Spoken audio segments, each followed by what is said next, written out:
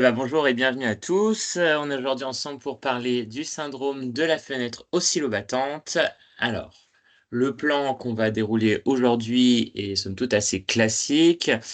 Nous allons dans un premier temps définir ce de quoi on parle et évoquer l'épidémiologie de cette condition particulière. Une bonne partie de physiopathologie ensuite, qui permettra de comprendre un petit peu les enjeux de ce syndrome. On verra ensuite le tableau clinique, la prise en charge et enfin le pronostic. Et on commence avec la première partie, donc définition et épidémiologie. Alors, de quoi parle-t-on ici? Alors tout d'abord, je ne sais pas si c'est clair pour tout le monde, mais une fenêtre oscillobattante, c'est une fenêtre qui ressemble à ça. Donc c'est une fenêtre qui s'ouvre selon deux modes, selon la position de la poignée. Vous avez un mode classique, vous pouvez ouvrir votre fenêtre entièrement avec comme pivot la hauteur de la fenêtre, et puis un mode oscillobattant qui va permettre uniquement un entrebâillement de la fenêtre, comme c'est représenté ici, avec pour pivot cette fois la largeur de la fenêtre. Ok.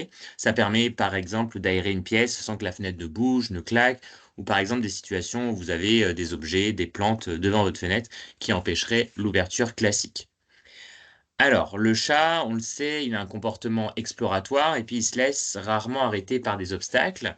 Donc lui, quand il va voir une ouverture, aussi partielle soit-elle, il va potentiellement essayer d'aller dehors et c'est là qu'on peut se retrouver dans des situations de ce genre où le chat est bloqué dans l'entrebâillement de la fenêtre entre l'extérieur et l'intérieur. Excuse-moi de te couper, mais on est plusieurs à avoir un écran noir. Un écran noir, complètement noir. Oui. Ok. Ah, c'est étonnant parce que moi j'ai un écran qui marche bien, hein. Essayez de relancer ceux qui ont des problèmes parce que moi ça marche normalement. D'accord. Il y en a d'autres pour qui ça marche normalement? Oui, Oui, Ouais, moi, moi, ça ça marche. marche. Pour moi, ça marche normalement aussi. Et Ouais. ceux qui ont un écran Relancez ceux. noir, ceux qui ont un écran noir, ils ont eu la première diapo quand même? Non, même pas. Non, Ah, il faut que vous ok. relanciez du coup les gars. Ok, bon, on peut peut-être attendre une petite, Ouais. une petite minute si vous Une voulez. petite pause de 2 minutes. 2 minutes, allez.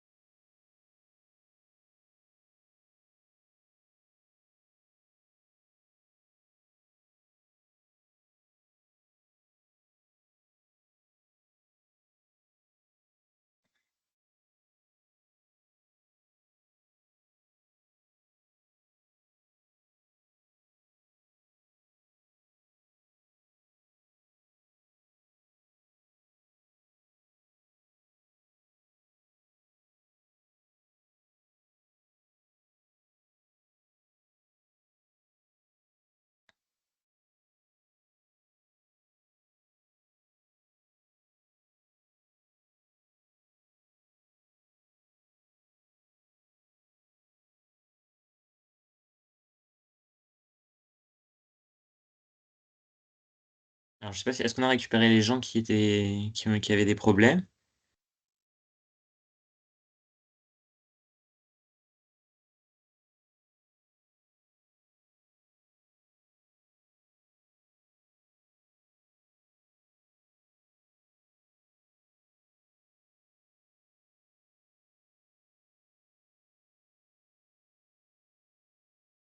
Hum, hum, hum.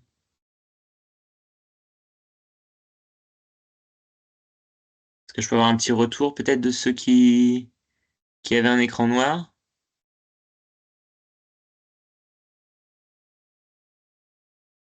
Alors, est-ce qu'il reste des gens? j'ai l'impression qu'il galère. Ok. Et est-ce que Julie est là ou pas?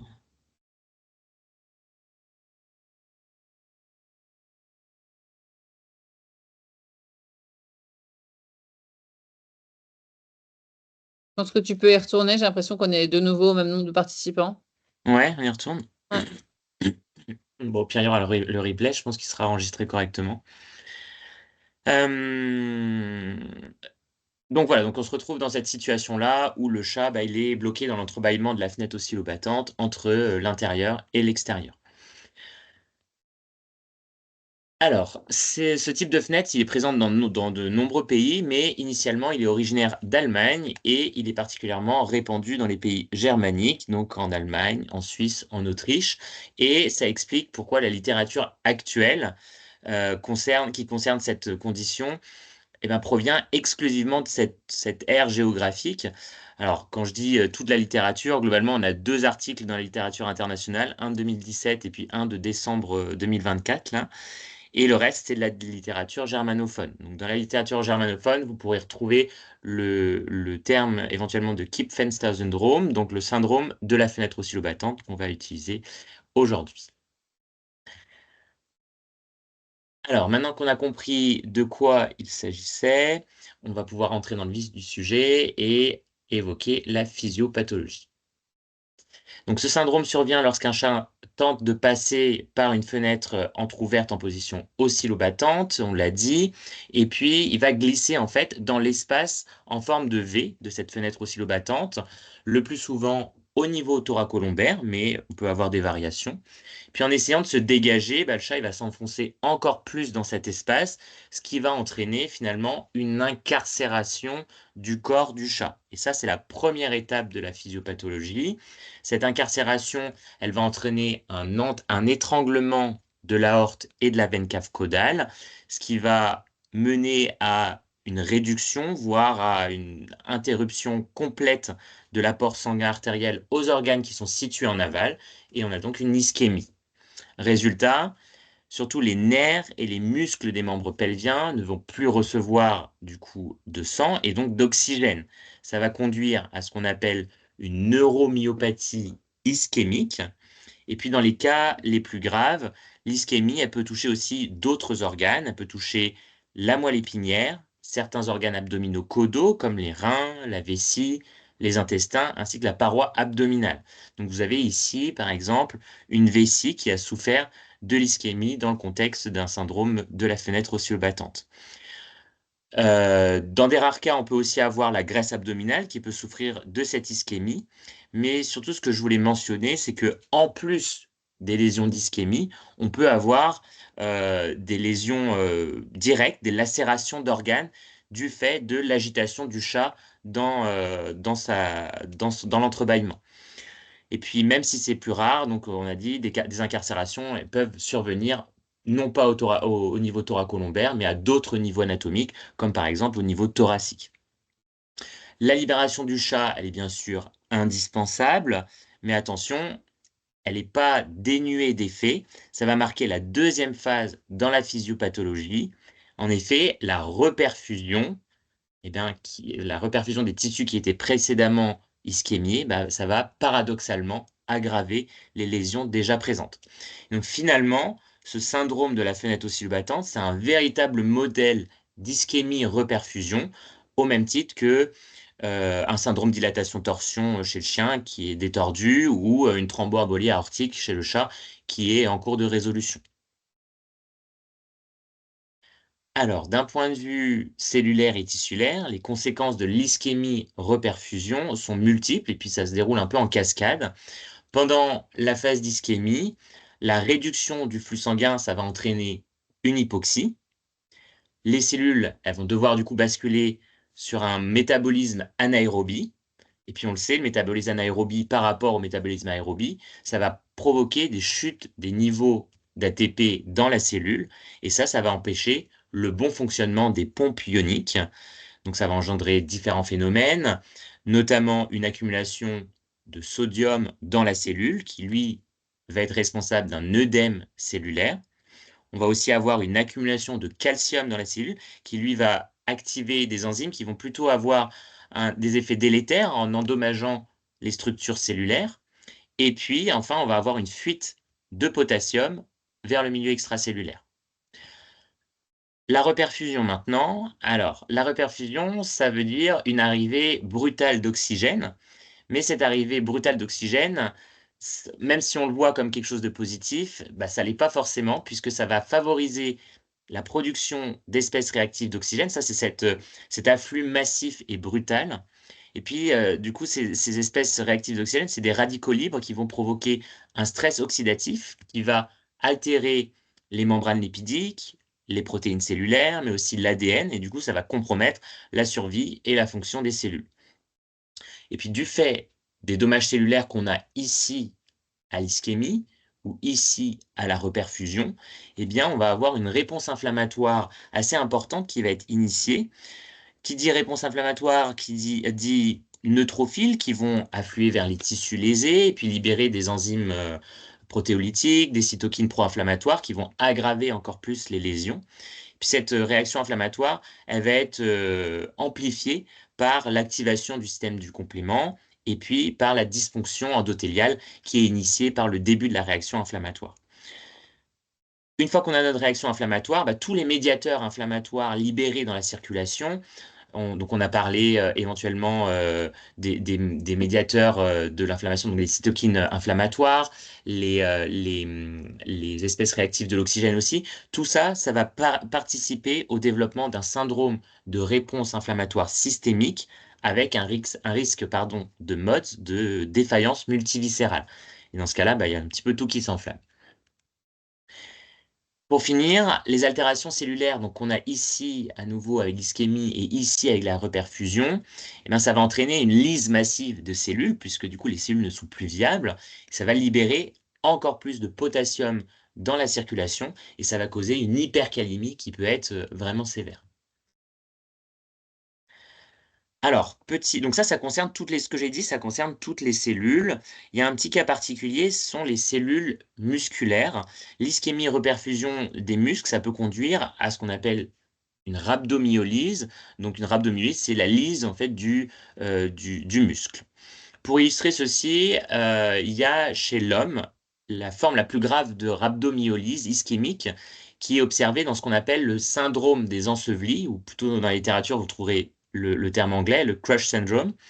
Et c'est une situation typique qu'on a en médecine de catastrophe, notamment après des tremblements de terre.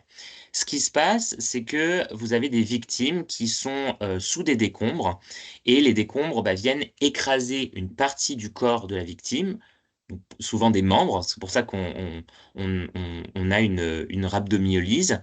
Donc ça va provoquer une ischémie du muscle, une ischémie qui est assez prolongée, puisque les victimes ne sont pas dégagées forcément rapidement. Et puis, lorsque le flux sanguin est rétabli, au moment de la libération de la victime, on entre dans la deuxième phase, la phase de reperfusion, qui peut entraîner des complications sévères.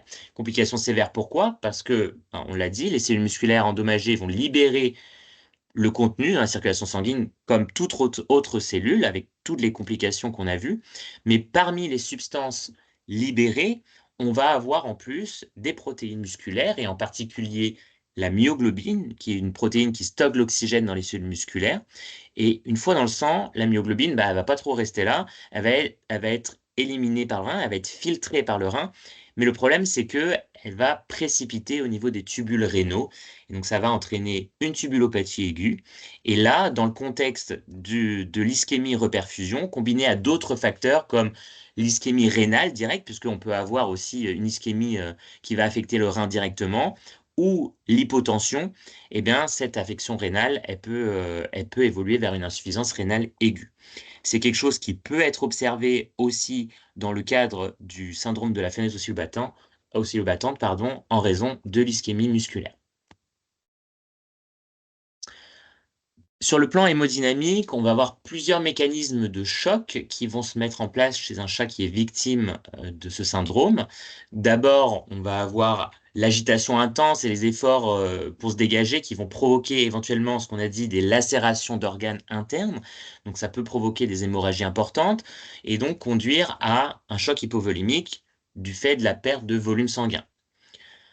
Ensuite, la compression mécanique de l'aorte et de la veine cave caudale, ça va bloquer physiquement le retour veineux. Donc ça nous rappelle le syndrome dilatation-torsion du chien.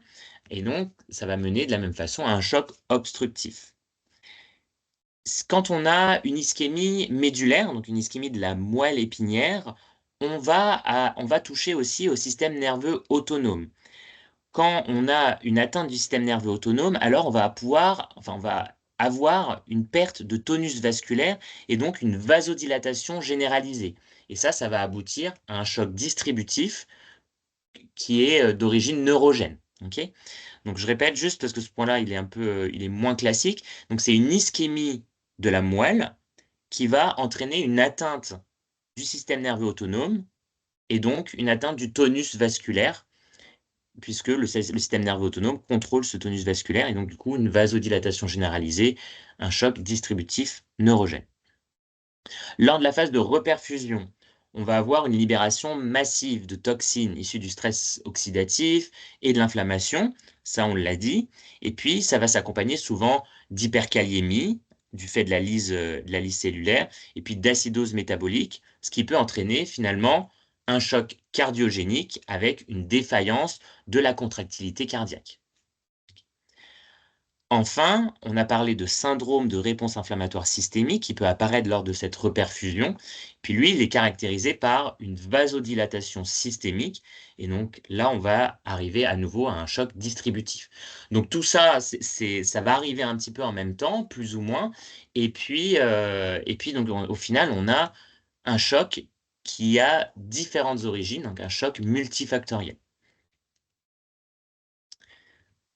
Alors, le tableau clinique de ces chats, alors il est finalement assez variable, puisque ça va dépendre des organes atteints et puis de la durée de la compression. Donc, à l'arrivée en consultation, le chat peut potentiellement déjà présenter un état de choc. On a vu les raisons juste avant. Il est donc crucial de rechercher les signes de choc. Les signes de choc, cliniquement, vous vous rappelez, c'est les signes d'hypoperfusion tissulaire. Donc les 6 signes d'hypoperfusion tissulaire, les voici pour rappel.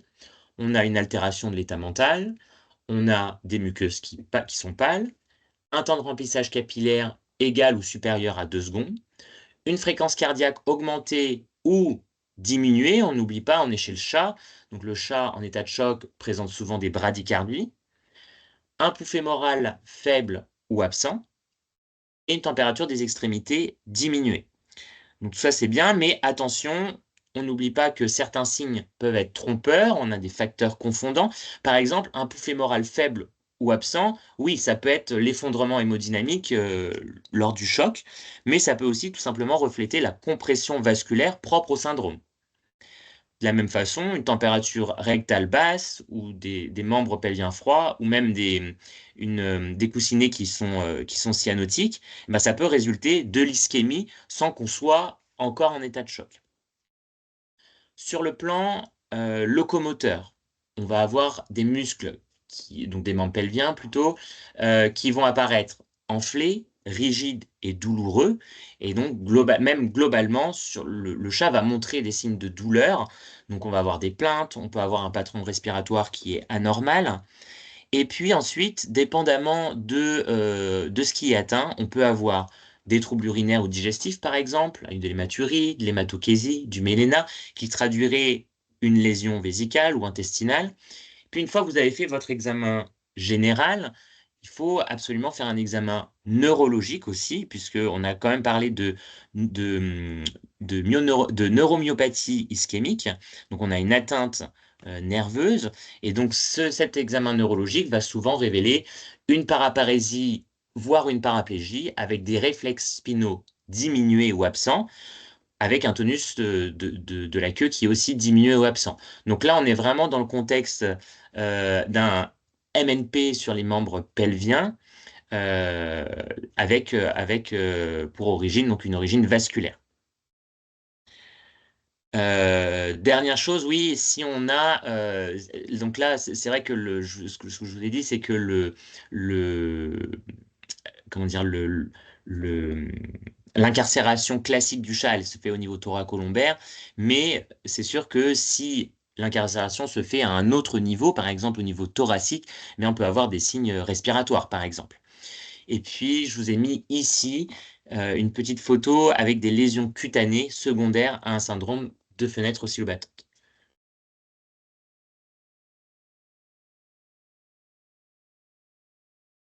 La prise en charge. Alors, la majorité des chats, on l'a dit, peuvent arriver en état de choc, donc cet état de choc multifactoriel. On a donc une stabilisation hémodynamique qui est essentielle lors de l'admission en urgence. Donc en première attention, ça va passer par de l'administration d'oxygène, donc en flow-by, en masque, éventuellement en cage à oxygène. Et puis ensuite, on va corriger l'hypovolémie avec des bolus de cristalloïdes isotoniques équilibrés. Donc ça va être du plasma light A, du normosol R ou du ringer lactate, dépendamment de ce que vous avez à disposition. La dose, enfin on est chez le chat, donc on est plutôt sur des bolus de 5 à 10 ml par kilo sur 15 minutes. C'est toujours important, après avoir fait un bolus, de contrôler les signes cliniques et puis éventuellement les signes paracliniques aussi. Ça peut être le dosage des lactates. Et puis si c'est pas suffisant, si les signes cliniques et paracliniques nous montrent que on est encore en état de choc, à ce moment-là, on peut répéter le bolus. On peut théoriquement aller jusqu'à 40-60 ml par kilo chez le chat. C'est vraiment une valeur théorique parce qu'on a rarement besoin d'aller à des volumes aussi élevés. Et puis, si on est avec un choc distributif, parce qu'on a dit que ça pouvait être le cas, si on a un choc distributif assez important et dans le cas où le remplissage vasculaire n'est pas suffisant, eh ben, on peut être amené à utiliser des vasopresseurs comme la noradrénaline qu'on va devoir utiliser en première instance ou la vasopressine éventuellement qui peut être envisagée. Là-dessus, je vous fais référence à la conférence sur l'hypotension qui détaillait un petit peu tout ça. C'est une condition, bien sûr, qui est très douloureuse, on l'a dit. Il faut donc instaurer une analgésie efficace dès le départ.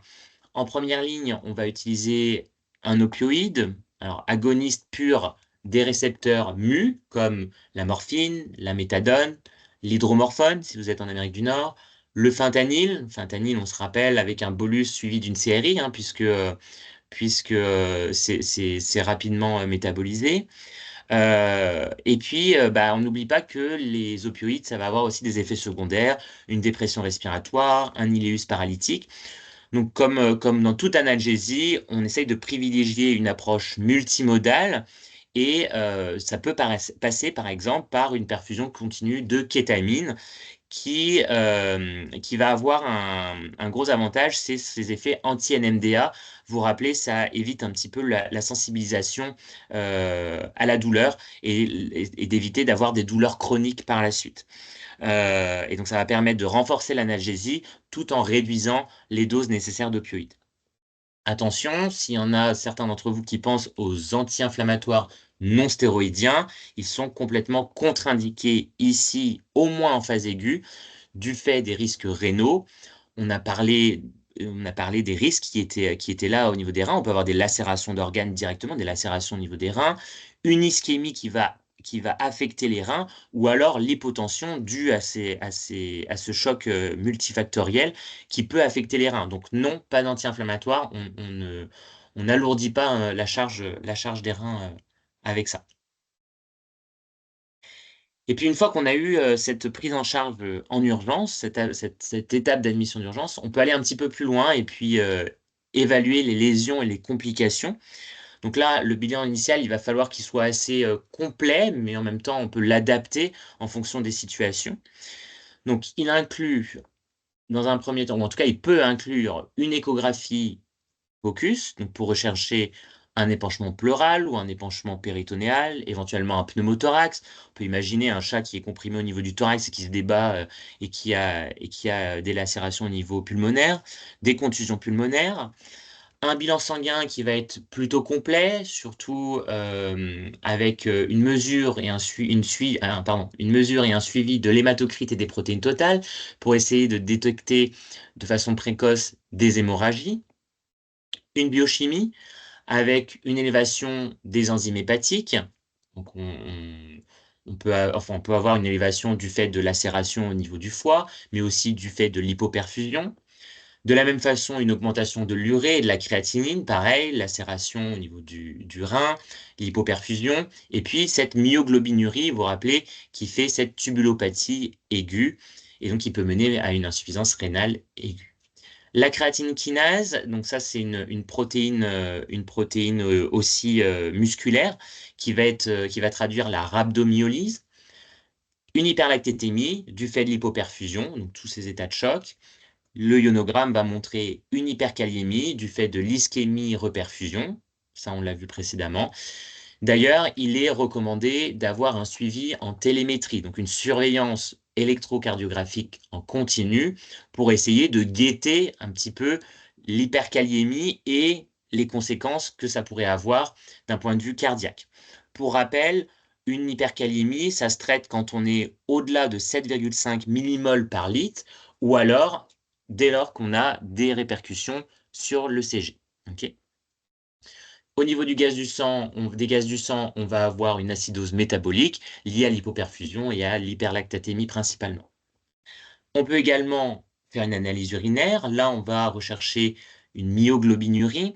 Alors, je vais juste répéter un petit peu, je ne sais pas si c'est clair pour tout le monde, mais globalement, on va avoir des urines, quand on a de la myoglobinurie, globalement, on va avoir des urines qui apparaissent hémorragiques.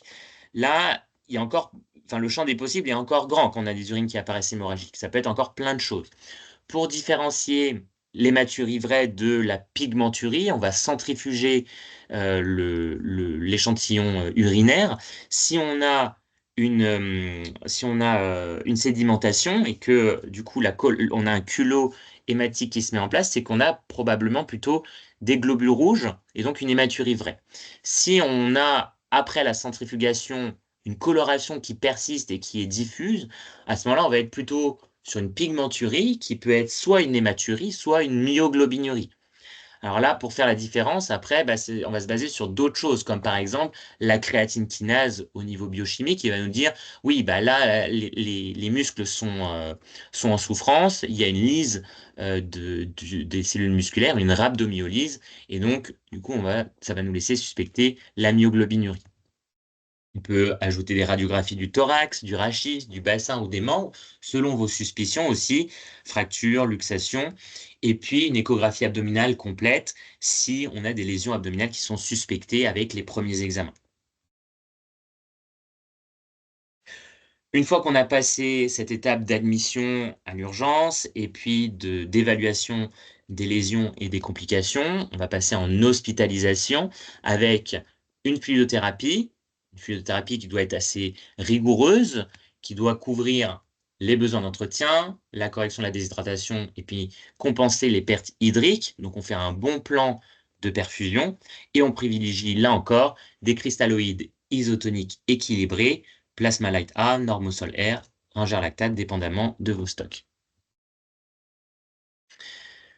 On a potentiellement aussi des atteintes digestives, donc on va mettre en place un soutien digestif. Ça va passer par des antiémétiques centraux, du maropitant à la dose de 1 mg kg IV ou sous-cuticide, 2 mg kg peroxyde. Je vous ai mis plusieurs possibilités de posologie et plusieurs voies d'administration, puisque du coup, certains d'entre vous sont à domicile aussi. Donc, il y a des choses à faire à domicile.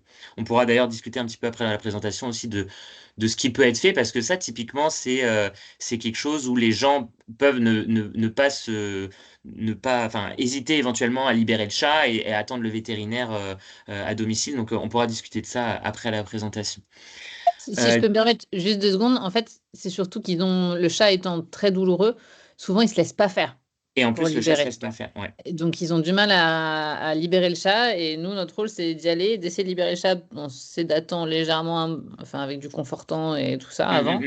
Et puis après, de stabiliser et d'envoyer en structure, évidemment.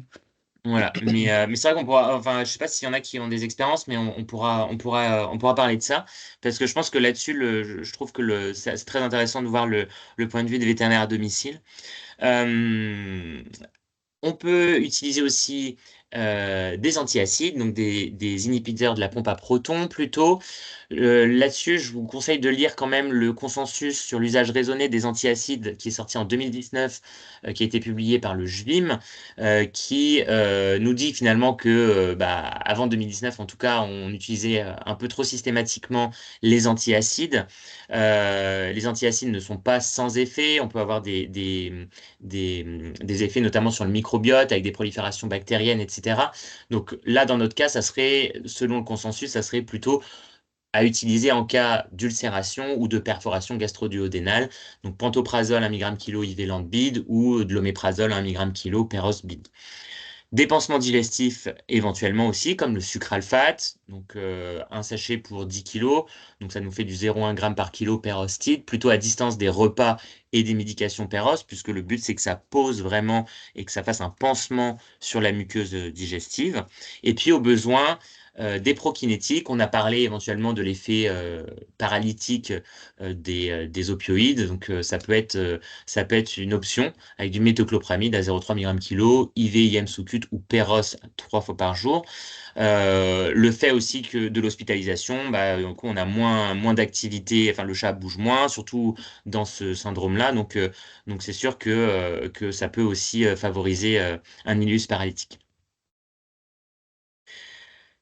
Des interventions chirurgicales peuvent s'imposer. Donc là, je ne vais pas tout détailler. Enfin, je ne peux pas tout détailler, mais c'est sûr que c'est des choses qui peuvent arriver.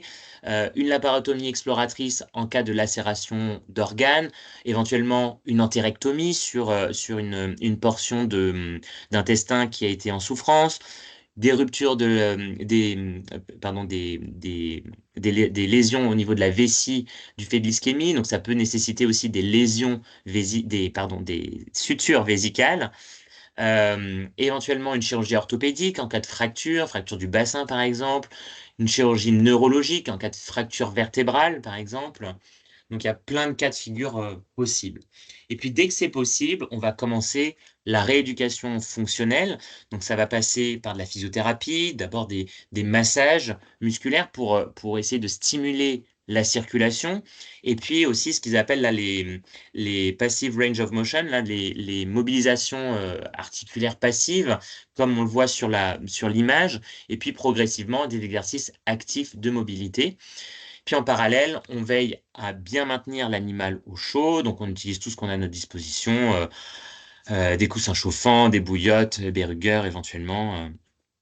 On assure un confort au patient, donc ça passe par une literie confortable, des changements de décubitus aux 4 heures, à s'assurer aussi que l'animal puisse uriner et déféquer, parce que vous aurez beau mettre des antidouleurs, s'assurer que le lit est confortable, etc. Si vous ne pensez pas à ce que le patient vide sa vessie, il sera quand même inconfortable. À ce sujet, on peut éventuellement, si vraiment ça simplifie l'hospitalisation, penser à mettre en place une sonde urinaire qui va être posée de façon temporaire, si jamais ça aide, hein. Dernière chose que je voulais évoquer, c'est le pronostic. Donc encore une fois, on a peu d'études, hein. On a 2 études donc qui sont quand même assez récentes, donc on se plaint pas. Mais les données restent limitées et du coup, le pronostic global des chats, il est un peu lié à ces 2 études-là. Et donc, il est plutôt favorable sur ces études avec des taux de survie allant de 65 à 90%. Ils ont cependant identifié certains facteurs pronostiques négatifs qui méritent une attention particulière, notamment une absence de sensation, de fonction motrice ou de tonus de la queue. Ils ont remarqué que ces chats-là avaient 24 fois plus de risques de décéder. Une hypothermie qui est sévère, en dessous de 35,5 degrés. Donc là, ces chats-là ont 12,75 fois plus de risques de décéder. Une absence de pouls fémoral, là, 7,5 fois plus de risques. Une absence de miction volontaire. Alors là, les chats qui avaient une miction volontaire survivaient à 100%, et puis ceux qui avaient une absence de miction volontaire à l'admission, hein, bien sûr, ne survivaient qu'à 80%. Donc on a une perte de 20% sur ce facteur-là. Et puis, bien sûr, des lésions neurologiques graves des membres pelviens, notamment la perte de douleur profonde, tout ça, c'est d'autant plus des facteurs pronostiques négatifs. Ce qui est mis en évidence dans ces études-là, c'est que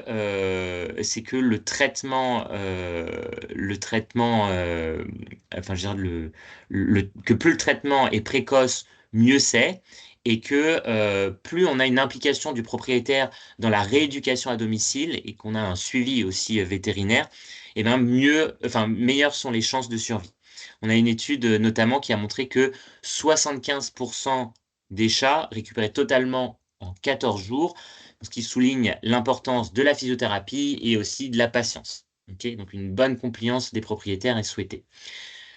Juste, là j'ai relu l'étude juste avant de la présentation. Je voulais juste préciser que c'est vrai qu'on a parlé beaucoup des facteurs biochimiques, etc. Dans leurs études, eux, ils n'ont aucun lien significatif qui a été mis en évidence entre la survie et les biomarqueurs biochimiques, comme la créatine kinase ou les paramètres hépatiques. Mais c'est sûr que enfin, même s'il n'y a pas il y a pas de facteur pronostic sur la survie, c'est sûr que ça va nous donner des informations sur les lésions et les éventuelles lacérations qui ont été provoquées par ce syndrome. Donc globalement, même si ce syndrome il peut paraître dramatique à l'admission, bah, la prise en charge rapide et puis comment dire, le, la bonne observance des traitements par les propriétaires bah, peut optimiser les chances de survie et les chances de récupération fonctionnelle. Alors, si on résume, les messages importants aujourd'hui, donc c'est que le syndrome de la phénose oscillobattante, ce n'est pas qu'une ischémie, c'est un véritable modèle d'ischémie-reperfusion. Donc là, les deux phases sont vraiment importantes. Lors de l'incarcération, pour rappel, on a un étranglement de l'aorte de la veine cave qui entraîne une ischémie des membres pelviens, ce qui va provoquer cette neuromyopathie ischémique, et puis aussi une ischémie des organes abdominaux caudaux. La libération de l'animal indispensable, bien sûr, mais ça peut provoquer des complications euh, secondaires donc, liées à cette reperfusion. La prise en charge en urgence, elle va reposer avant tout sur la stabilisation hémodynamique, l'analgésie en urgence, enfin en tout cas à l'admission, puis une évaluation des lésions et des complications pour rien laisser au hasard pour la suite, et puis orienter un petit peu les traitements, chirurgie éventuellement, et puis enfin la rééducation fonctionnelle. Une intervention précoce et adaptée permet d'optimiser le pronostic vital et le pronostic de récupération fonctionnelle. Et puis, un dernier mot sur la prévention puisque ça passe par nous aussi. Donc l'information des propriétaires sur les risques liés à ces fenêtres est vraiment primordiale pour la prévention. Et il faut savoir qu'il y a des dispositifs de sécurité aussi qui existent. Donc parlez-en autour de vous. Et c'est tout pour moi. Merci de votre attention. Merci. Est-ce qu'il y a des questions? Est-ce que ça vous paraît clair? Ouais, moi Boris, j'ai une petite question. Est-ce que ça a été décrit, par exemple, quand on a les mêmes symptômes, si on a trop serré un bandage ou si on a oublié un bandage compressif après, Eh ben, un oui, concert, ouais. ce genre de choses, est-ce que ça a déjà été décrit Oui, bah, c'est des syndromes de reperfusion. Ce sont enfin, dans la littérature, tu vas trouver ça sous le terme de syndrome de reperfusion.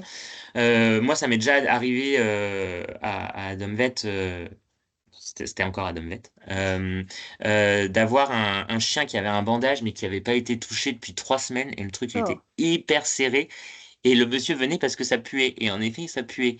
Et c'est sûr que quand on a défait, on a dû défaire le bandage, donc ça correspond un peu à la libération du chat en se battant. Euh, et donc c'était très nécrotique, ça puait, enfin clairement ça nécessitait une amputation, mais le chien est mort rapidement après. Et il y avait une hypercalémie. Ouais. Ok. Donc oui, c'est des syndromes de reperfusion et donc ça c'est décrit. C'est la même chose aussi lors de thromboembolie, enfin une thromboembolie qui se résout. Pareil aussi, le syndrome de dilatation-torsion, quand on détord, ouais. il y a des risques. Et le pire du pire, c'est le volvulus mésentérique. Et volvulus mésentérique, donc Ouais, tout ça celui-là, c'est il est terrible, le syndrome de reperfusion, généralement. Parce qu'en plus, tu as un sepsis qui peut être associé derrière, quoi. Ouais, je pense que du coup, il y a des translocations bactériennes en Ouais, plus. ouais. Et voilà. Moi, Donc, j'en ai eu ouais, 3 et à chaque fois, les 3 à la détorsion dans les 10 minutes qu'on suivi, ouais. malheureusement, ils ont craché. Bah ouais, mais en même temps, on n'a pas vraiment le choix que Mais non, on a pas de.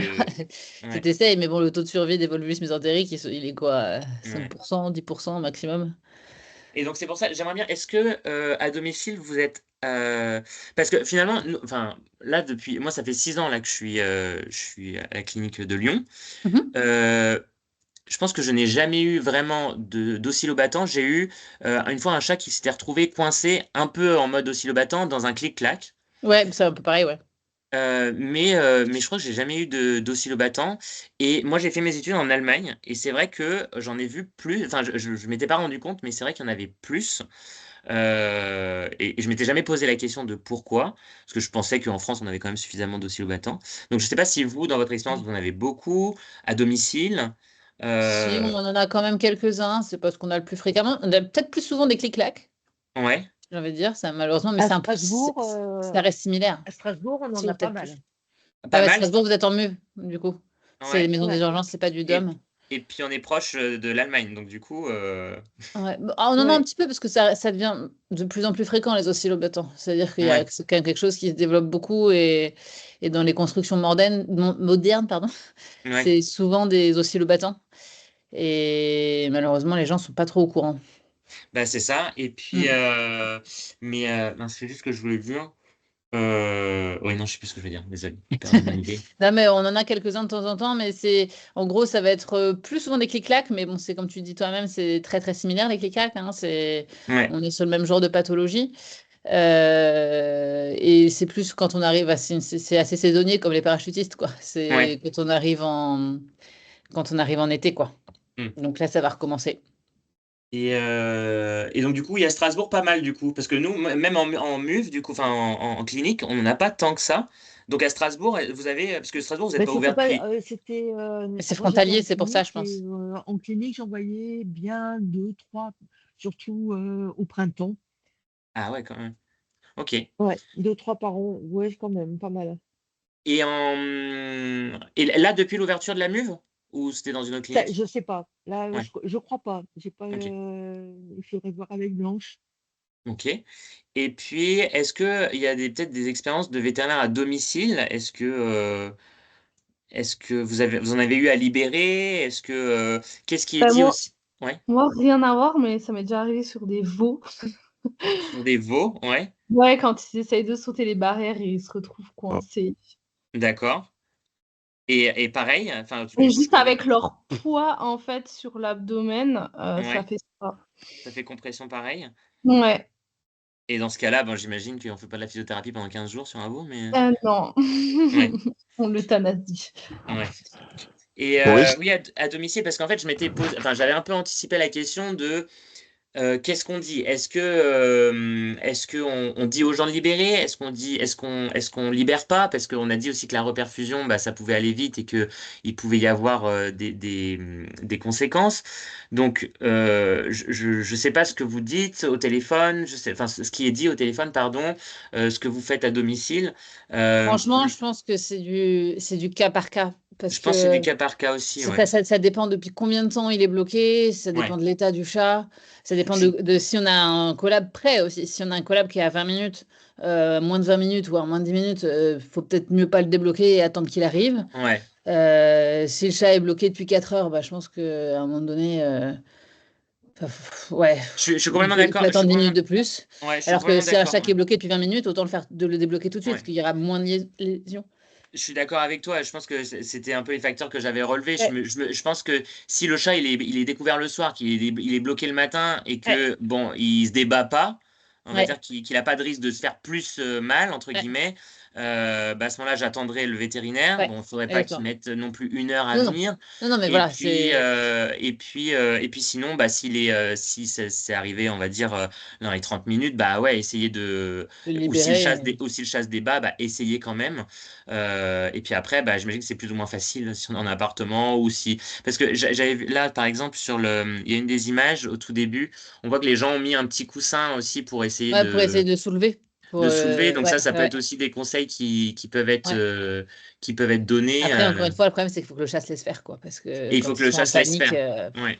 Mais ils paniquent, donc ils deviennent, enfin, ils deviennent hyper agressifs, ce qui est normal, hein, mais... ouais, ils deviennent ma boule. Mm. Mais Et est-ce C'est qu'on quoi, peut c'était ta pas... première photo?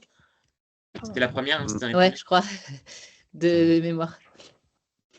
Est-ce qu'on peut pas mettre, quand il est encore bloqué, mais que ça fait hyper longtemps, mettre une perf en prévention de ce syndrome de reperfusion? Avant de débloquer? Ouais, Bah, tu peux au moins te mettre une voie veineuse pour parer.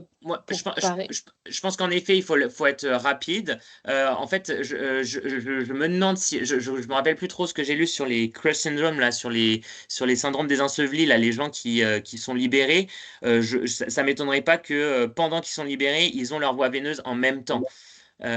Et du coup, oui, bah après, si t'es toute seule à domicile, il faut essayer de voir un petit peu ce qui va être faisable en priorité. Donc, je pense que je commencerai à faire de l'analgésie et puis peut-être avec l'aide du propriétaire libérer le chat et ensuite tout de suite mettre une voie veineuse. Donc, je pense que c'est pas la seconde non plus, mais ouais, ok.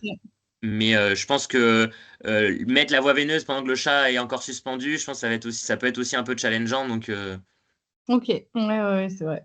je pense, Ouais. ouais, voilà, là, ils les avaient mis un petit coussin aussi. Mais, ils ont quand même mis un coussin, ils ont pris le temps de faire la photo, mais donc je sais pas trop. Oui, c'est pas mes photos personnelles, donc je sais pas comment les Moi, je gens. dirais que la première chose à faire, c'est déjà de faire une IM de confortant Ouais. pour détendre le chat et voir un peu de musa pour vraiment le déstresser et après opérer de manière plus zen et sans douleur et sans stress. Est-ce que vous m'entendez? Ouais. Oui. Moi, Maurice, j'avais eu des cas quand j'étais à domicile, mais c'était des cas plutôt en journée. Où, tu sais, Ok. quand la clinique elle était encore fermée, il rentrait du travail ou un truc comme ça à Lyon, quand j'étais à Ok. domicile. Et c'est vrai que essayer de poser une voie veineuse sur le chat qui était bloqué, c'était vraiment impossible. Enfin, les fois où je l'ai eu. C'est pour ça, moi, je pense qu'il faut un coup de confortant de midazolam avant pour arriver à faire ça, parce que sinon c'est... Et Ouais. pour le coup, les gens t'avaient attendu pour le débloquer, ouais. Les gens, ça dépend. Il y en avait qui m'avaient appelé parce que le syndrome il était déjà en place et que juste en le débloquant, ils l'avaient vu partir en choc. Ah ouais. Et il y en avait d'autres qui étaient en état de choc et qui osaient pas toucher au chat, quoi. Ok. Donc t'en as eu plusieurs quand même. Ouais, j'en ai pas eu énormément, mais je dirais que j'en avais, sur les 3 ans que j'ai fait à domicile, je pense que j'en ai eu quand même 4-5. Ah ouais, quand même, ouais. Ouais. Ok. Qui allaient du. Moi, j'en ai eu et un à Paris, et j'ai eu trois clic-clac, mais un seul oscillo. Ok. Ok, bah c'est cool d'entendre les expériences. Bah, surtout à domicile, c'est vrai que j'étais un peu, j'avais hâte d'entendre un peu les vétérinaires à domicile. Mais c'est un truc qu'on est vraiment amené à le faire à domicile parce que généralement les gens paniquent. Donc ils veulent pas toucher. Ouais. Ce que est compréhensible. Hein. Mais qu'en plus, derrière nous, là, notre rôle, c'est plus du stabiliser et envoyer un truc sûr, quoi. Mais, Ouais. Ouais, mais là pour le coup, ça fait une bonne chaîne de soins, je ouais, trouve. je pense que ça fait la différence d'arriver à stabiliser à domicile. Parce que tu prends en charge le choc plus rapidement. Donc dépendamment, je sais pas trop. Alors moi, j'ai aucune idée de l'activité à domicile et de la régulation, donc de savoir combien de temps, enfin De le toute délai façon, moyen, le c'est délai moyen clairement une prio, d'attente. ça. Hein. Comment? Moi, je vois ça en régulation, c'est une prioritaire. Hein. Elle passe avant Oui, toutes les oui, autres. Hein. ouais. Donc je sais pas, ouais, le temps moyen pour arriver Sur une prio, c'est moins d'1 heure, généralement. moins d'une heure. Ok. Hmm. Ok. Bon, bah, voilà. Je sais pas si ça vous a plu comme sujet, si c'était Ouais, c'est très pratique et très terrain. Donc, c'est hyper informatif. Ouais. intéressant, je trouve. Non, c'est très cool et je pense que le fait de savoir que le pronostic de 65 à 90%, alors que des fois ça peut être impressionnant au niveau de l'état de Mm. choc, c'est important de Ouais. l'avoir en tête, quoi. C'est vrai que j'ai oublié de le dire, Mm. mais c'est vrai que dans les études, ils disaient qu'il y avait beaucoup d'euthanasie. Et Et oui. que bah finalement, est-ce que Faut ça, pas les condamner tout de suite, quoi. bah, En peut-être pas fait. les condamner tout de suite. Donc Mm. voilà, se laisser peut-être cette fenêtre de 14 jours. Alors après, il faut réussir à motiver les gens pour 14 jours, mais, voilà, ça peut valoir le coup quand même. Bah, s'ils Mais ont ouais, les c'est vrai que c'est ressources. intéressant parce que la plupart, on a tendance à les euthanasier quasi direct, quoi. Mm.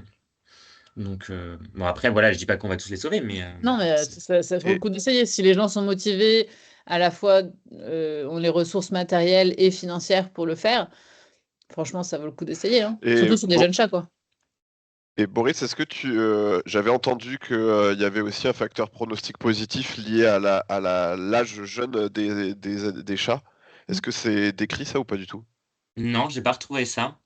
Ok, c'est parce que Calypso m'avait dit que typiquement chez les chats de moins d'1 an, il me semble hein, que c'était avec Calypso que Elle t'a dit ça. ça récemment? Enfin, je dirais, est-ce qu'elle t'a dit ça dans les 6 derniers mois ou pas?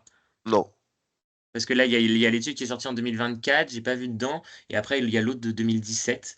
Donc, je sais pas, j'ai pas vu ça. Après, Enfin, en tout cas, ça n'a pas retenu mon attention particulièrement. Après, à voir. physiologiquement, ça pourrait faire sens aussi. Hein. C'est des animaux qui ont des reins qui sont déjà moins Ouais. fatigués que des chats de 15 ans. Qui ont Oui, c'est sûr, ouais. au niveau de régénération cellulaire, c'est beaucoup plus efficace. Enfin, ça peut faire sens hein, que le pronostic soit meilleur sur des jeunes. Hein. Ok. Enfin, après, il faut voir les études, mais bon, ce serait pas déconnant, quoi. Oui, c'est sûr. Bah, merci beaucoup en tout cas. Bah, Bah, de merci, rien. hein. Très intéressant. Merci. Merci Boris, merci De beaucoup. rien. De Merci rien. beaucoup. Merci. Bon, bah, sur ce, super webinar. Si c'est tout bon pour toi, Boris, et que c'est tout. personne n'a de questions. Non, c'est tout bon pour moi. Moi, j'ai une question qui n'a rien à voir. Ah, d'accord, vas-y. Je voulais savoir, j'ai loupé une conférence qui m'intéressait il y a 2-3 semaines et je voulais savoir quand est-ce que c'était remis en ligne pour les Faut replays. attendre, généralement, c'est entre entre 1 et 2 mois. Faut être un peu patient. Ok. Ça ça demande marche. beaucoup de travail, Calypso, Ouais, j'imagine. de changer le format, de les mettre format YouTube, etc. Donc, elle le fait régulièrement, mais elle les fait par bloc de plusieurs confs. Ok. Ok, ça marche. Bah, Mais il y a merci. plein d'autres sur le site en attendant. Ouais, non, mais c'est clair. Il y a de quoi faire. Et est-ce que Donc, d'ailleurs, enfin juste, j'élargis un peu le sujet, mais après je pense que vous faites remonter à la team formation, mais est-ce qu'il y a des sujets qui vous intéressent particulièrement? Ah oui. Ça, n'hésitez pas à nous envoyer un mail sur l'adresse mail formation pour nous suggérer des sujets. Là, on va bientôt la semaine prochaine. Avec Calypso et Alex, on va faire le programme pour le 2e semestre. Donc, n'hésitez pas à nous renvoyer des suggestions si vous avez des sujets que vous voulez traiter, quoi. Ouais, l'utilisation des corticoïdes, parce que ça, on est vraiment... Enfin, j'ai l'impression qu'on est un peu tous... C'est un peu compliqué. Ouais, envoie-moi un mail, ok?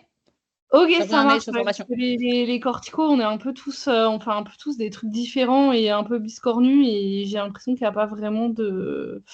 Surtout qu'il y a plein de manières d'utiliser en fonction des doses des corticos. Faut pas toujours les utiliser aux grosses doses et des fois, tu peux les utiliser aux petites doses de manière très raisonnable. Ouais, et ça, on ne le sait pas et on a plus tendance à lire l'étiquette et puis faire comme ils ont dit sur l'étiquette et c'est pas forcément la Ouais, même. non. En effet. Non, mais envoie-moi un mail et puis on en parlera, ouais. Trouver quelqu'un pour faire ça. Ok. Merci. Voilà. Ouais. Bon, bah, bonne journée à tous. Alors. Bonne journée à tous. Passez une bonne après-midi. Salut. Salut. Salut. Salut, bon après-midi.